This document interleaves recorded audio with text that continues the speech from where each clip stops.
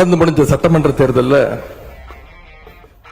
பதிவான வாக்குகள் சுமார் 4,93,25,000 வாக்காளர்கள் வாக்களிச்சிருக்கிறாங்க. தற்போதைய ஆளுங்கட்சிக்கு வாக்களிச்சவங்களுடைய எண்ணிக்கை எவ்வளவு தெரியுமா?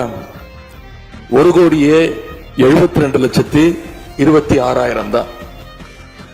மீதம் இருக்கக்கூடிய சுமார் 3,21,00,000 பேரும் நம்பிக்கை கோருகின்ற இந்த கட்சிக்கு, உங்க கட்சிக்கு எதிராக வாக்களிச்சிருக்கிறாங்க என்பதை நீங்க புரிஞ்சுக்கணும். அதாவது கிட்டத்தட்ட 65% மக்களால நிராகரிக்கப்பட்ட ஒரு ஆட்சி மேல எங்களுக்கு மட்டும் இல்ல, உங்களுக்கு வாக்களிச்ச மக்களுக்கே கொஞ்சம் கொஞ்சமா நம்பிக்கை குறைஞ்சிட்டு வருது. கட்சி ஆரம்பித்த 3 ஆண்டுகளுக்குள் 34.92% 1,72,26,208 வாக்குகளை மக்கள் தந்தனர்.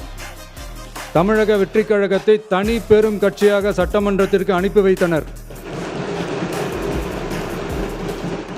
கட்சி ஆரம்பித்த 3 ஆண்டுகளுக்குள்ளேயே மிக சிறிய அளவில் ஒரு நூல் இழைவில் தனி பெரும்பான்மை கொஞ்சம் தள்ளி போயிருக்கிறது.